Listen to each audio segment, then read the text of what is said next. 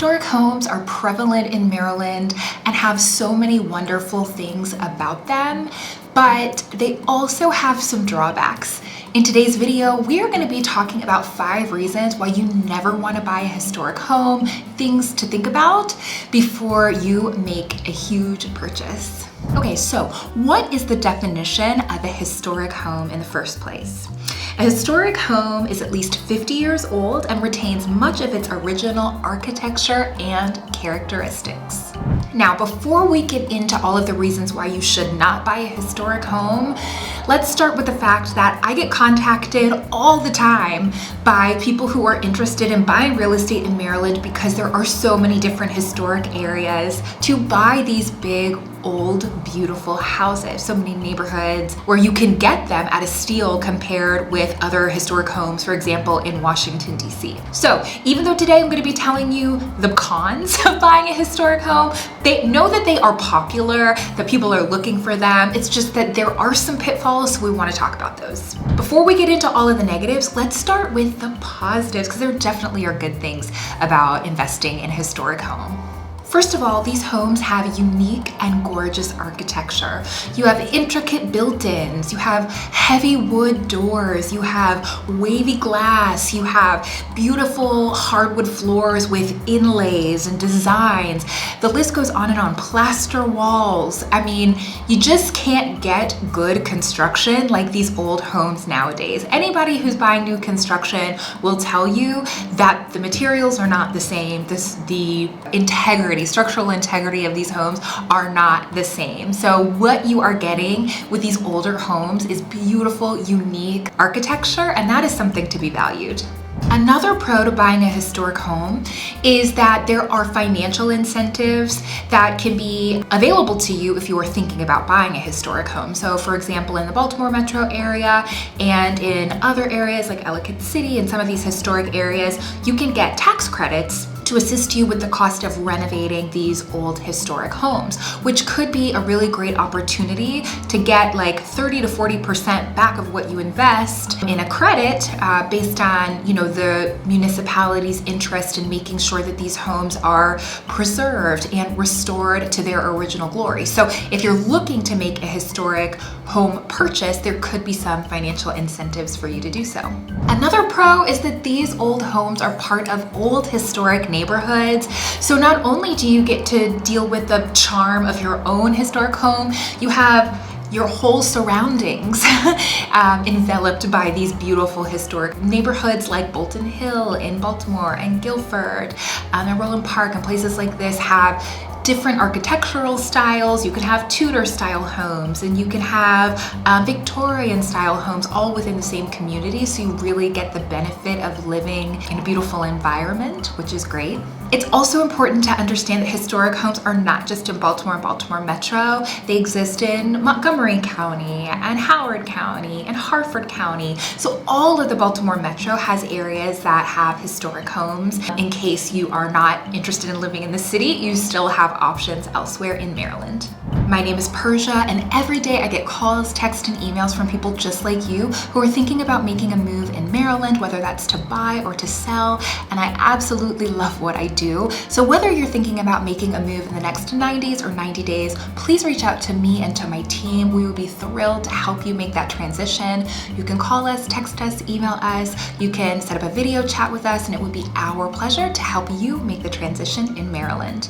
Make sure to hit the subscribe button and tap the bell for notifications so that you can be alerted whenever there is new content to the channel. All right, enough about the pros. Let's get into why you're really here, which is why you do not want to buy an historic home. Okay, the first con is that there could be regulations on creativity. So a lot of these historic homes and historic neighborhoods have covenants, rules, regulations that are very specific about what you can or cannot do to your home, what you can or cannot add to your home, the changes that you can make. And that could be the exterior of the home, like the color of the paint that you choose to use, what type of windows that you install. It could be additions that you are able to put on the house or not. It could be fixtures that you're putting on the outside of your home. So all of these could be regulated. And I'm thinking of neighborhoods like 10 Hills in Baltimore, where there are covenants and restrictions to keep the historic feel and charm and neighborhood integrity. So you can't just do whatever you want. So if you're a very creative person, if you have all of these ideas about how you're going to change and update this home, it might not be for you, because there are going to be some rules and regulations on what you can do for these particular homes. Next on the list of cons and why you do not want to buy a historic home is maintenance costs, which is probably what everybody who's watching this video is thinking. It costs a lot to maintain these homes. So what's important to know is that obviously, tax credits and things like that help, but these homes that are 100 years old, maybe more, are gonna need regular updating, upkeep, and maintenance, and all of that is going to be expensive. Materials and construction methods have changed a lot over the years, so updating some of these systems may not be cheap and it may not be easy. Examples of this are, old historic homes might not be updated for, having central air. They may have older roofing systems like slate roofs, which were very popular back in the day and are very popular in a lot of historic communities in this area, and they're expensive. It costs about $100 per tile to replace a slate roof. And I have a client who purchased a house in a historic community in the Towson area, and the roof needed to be replaced, and it currently had slate on it. But when we found out how much it was going to cost to replace, it was going to cost around $50,000 just to replace the roof. And so obviously there are cheaper alternatives like architectural shingles and things like that, but you also have to think about keeping the integrity of this historic structure, right? So the more expensive option might be the best option to do that. So materials, construction, cost of maintenance and upkeep is a huge con. The number 3 reason that you might not want to buy a historic home is that financing might be a challenge. Usually with cash purchases and conventional purchases, there aren't a lot of hurdles at all. When you have cash, there's no appraisal required, so you can kind of do what you need to do. The bank's not worried about it because the bank's not involved. For conventional loans, there are not a lot of conditions that you have to meet. However, if you're doing a different type of financing, for example, if you're doing like an FHA financing or VA financing, they have requirements on the condition that the home must be in for them to be able to give you the loan. And so if the home is in bad shape or disrepair, then that could affect your ability to get those types of financing.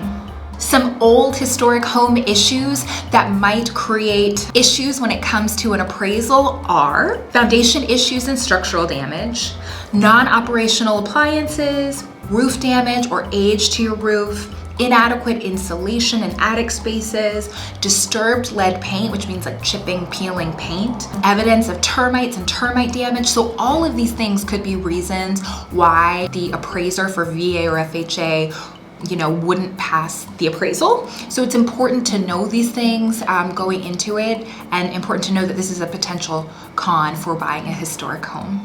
Con number 4 is that you have to be willing to expect the unexpected. You are not going to know what you're getting yourself into when it comes to these old historic homes if they're not in great condition already.